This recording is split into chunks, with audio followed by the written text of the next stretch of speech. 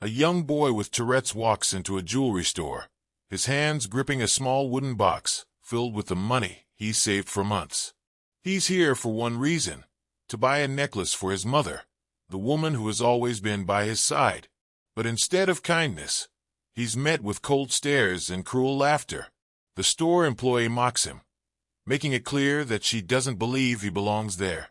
Just when it seems like things couldn't get any worse, someone in the corner, silent and unnoticed, steps forward. And that someone is Keanu Reeves. What happens next will leave you speechless. Before we start, where are you watching from? Let us know in the comments. And if you love stories that remind us why kindness matters, make sure to subscribe, because we have plenty more coming your way. Noah sat up in bed before the sun had fully risen, his heart already racing with excitement. Today was important. He took a deep breath and walked to the bathroom, staring at his reflection in the mirror. His brown eyes were focused, determined, but he knew his body wouldn't always cooperate. He opened his mouth to practice what he was going to say at the store, but before he could finish, a clicking sound escaped his throat. His face twitched slightly, his shoulders jerked. He gripped the edge of the sink, exhaling slowly. "You got this, Noah," he whispered to himself. He was used to the tics, the sudden blinks, the small jerks, the sounds that forced their way out. But the world wasn't always kind about it. People didn't understand. Some gave him strange looks. Others whispered. A few even laughed, thinking he was making faces on purpose. He tried to ignore it, but deep down it hurt. No one chose to be different. But none of that mattered today. Today was about her, his mom, Emma. She worked long hours as a hotel janitor, always coming home tired but still finding the energy to ask about his day. She was his safe place, the only person who never made him feel like something was wrong with him.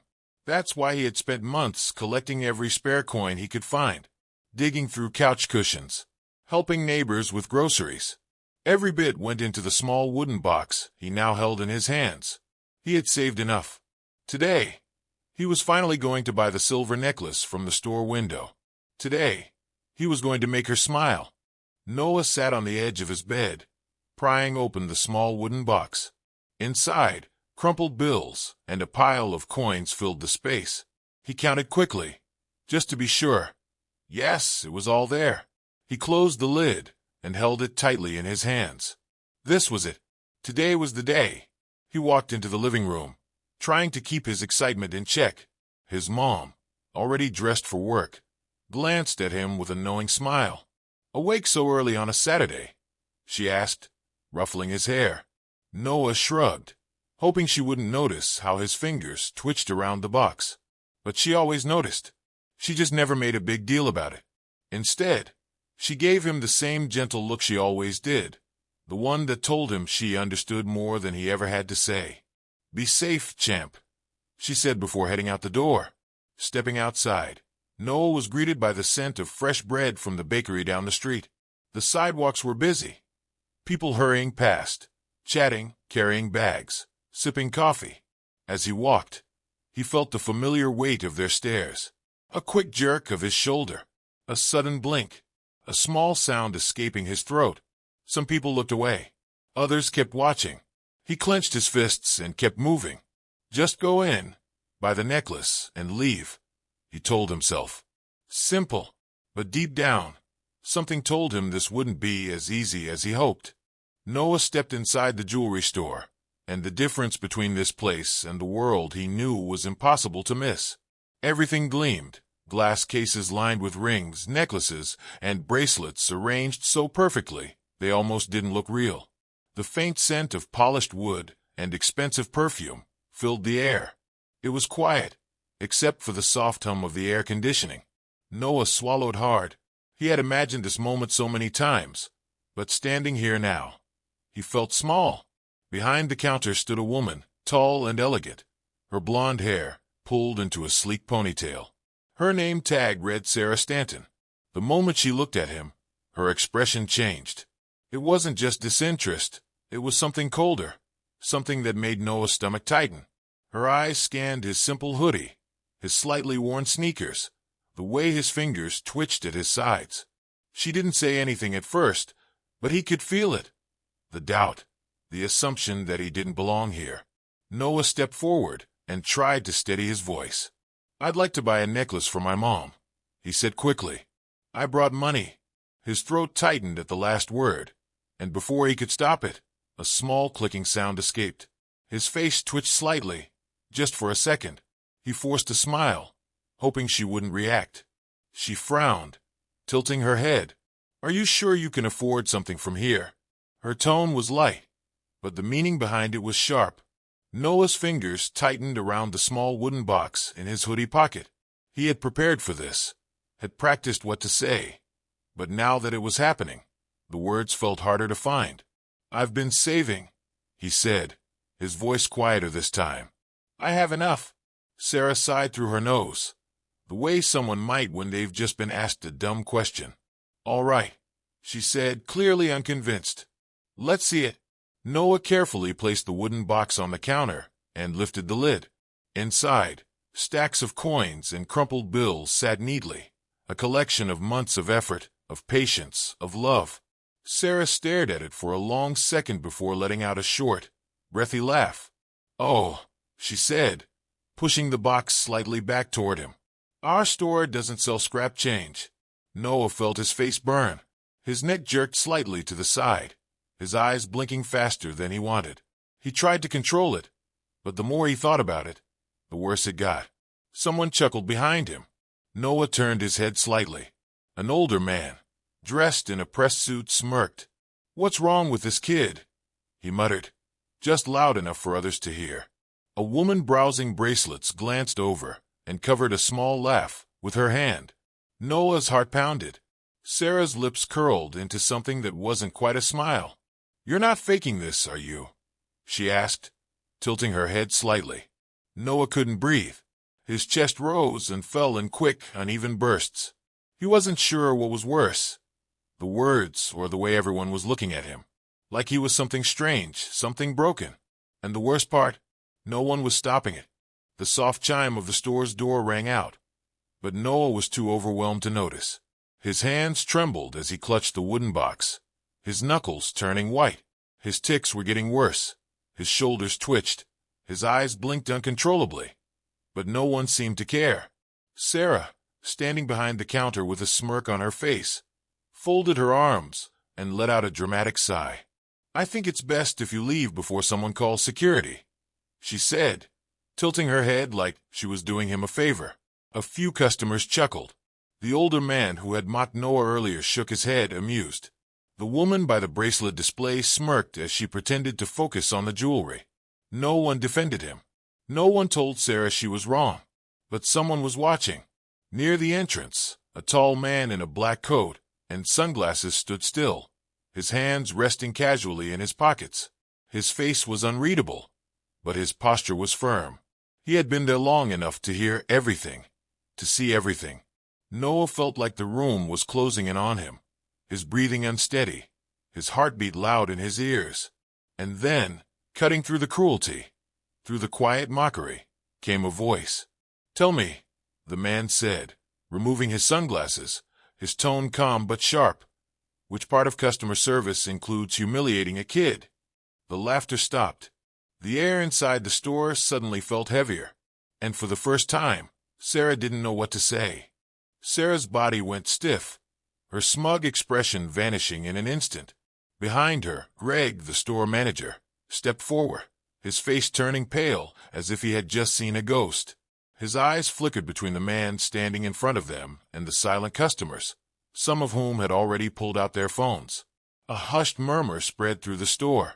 "Wait, that's Keanu Reeves." Sarah swallowed hard. Greg straightened his tie, his confidence from earlier suddenly gone. The people who had been laughing moments ago now whispered among themselves, their curiosity turning into quiet disbelief. Someone near the door held up their phone, recording. This wasn't just an ordinary customer. This was someone the whole world recognized. Keanu didn't look at the cameras. His focus was locked on Sarah and Greg, his voice steady but sharp. "You mocked a kid for something he can't control," he said, his tone carrying the weight of disappointment. "You saw a boy with Tourette's and decided he wasn't worthy of respect." His eyes flicked between them, reading every nervous twitch in their faces. That's not how you treat people. Greg forced a smile, raising his hand slightly, as if trying to calm the situation. This is just a misunderstanding, Mr. Reeves, he said quickly. We would never. No, Keanu interrupted, his voice firm. It's not. Silence. Keanu reached into his wallet and calmly placed a few crisp bills onto the counter. His movements were slow, deliberate. How much does the necklace cost? Sarah opened her mouth, but no words came out. Greg hesitated, his eyes darting between the money and the crowd watching them. He knew this wasn't just about the necklace anymore. Then Keanu did something no one expected. He slid Noah's wooden box of coins toward Greg. You said you don't take coins, right? His voice was calm, but there was an edge to it. Now you do, or millions will hear about this. Greg clenched his jaw, knowing he had no way out. His hands shook slightly as he picked up the first coin and started counting. One by one, every single coin. The power in the room had shifted. The people who had mocked Noah before now watched in stunned silence as the store manager, once so sure of himself, was forced to acknowledge what he had tried to dismiss. For the first time since walking into the store, Noah didn't feel small. Greg let out a frustrated sigh, grabbed the jewelry box, and shoved it toward Noah. Take it, he muttered, his voice low, his confidence completely drained. The arrogance he had just minutes ago was gone. Noah stared at the box, his hands still trembling. He had imagined this moment, seeing the necklace in front of him, knowing it was finally his. But not like this. His fingers hovered over it, unsure. Was this really happening? After everything, did he really deserve to walk out of here with his mother's gift? A warm hand rested on his shoulder. Noah looked up to see Keanu crouching slightly beside him, his eyes kind but serious. You're stronger than you think, Keanu said quietly. His words weren't just something to make Noah feel better. He meant them. Noah swallowed hard. But what if no one accepts me? His voice was barely above a whisper. Keanu held his gaze, then smiled. The people who matter will. And the ones who don't. He shrugged. They don't deserve you. Noah let the words sink in. For so long, he had tried to be smaller, quieter, hoping people wouldn't notice his tics, wouldn't judge him. But Keanu was right. He didn't have to change for anyone. Keanu stood, tucking his hands into his pockets. Without another word, he turned and walked toward the door. The crowd that had gathered slowly stepped aside, clearing a path for him. Noah watched him leave, his chest tight with something he couldn't quite explain. Gratitude, relief, maybe even a little bit of pride. For the first time in a long time, he didn't feel alone. Noah stepped through the front door, his heart still racing from everything that had happened. The house was quiet except for the faint hum of the kitchen fan. His mother, Emma, stood by the sink, still in her work uniform, rubbing her tired eyes. She turned when she heard him, and just like always, her face softened into a smile. No matter how exhausted she was, she always had energy for him. You're home late, she said, raising an eyebrow.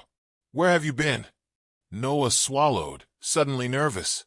He reached into his pocket and pulled out the small jewelry box, holding it out with both hands. Emma frowned slightly, stepping closer. What's this? She took the box and carefully lifted the lid. The second she saw what was inside, her breath hitched. She covered her mouth with her hand, her eyes instantly filling with tears. Noah, her voice broke. How did you afford this? Noah hesitated for a second. Then a slow grin spread across his face. After everything, after the humiliation, the stares, the cruel laughter, this moment made it all worth it. You're not going to believe the story I have to tell you. If you love this story, click the screen to watch more heartwarming tales of kindness and resilience.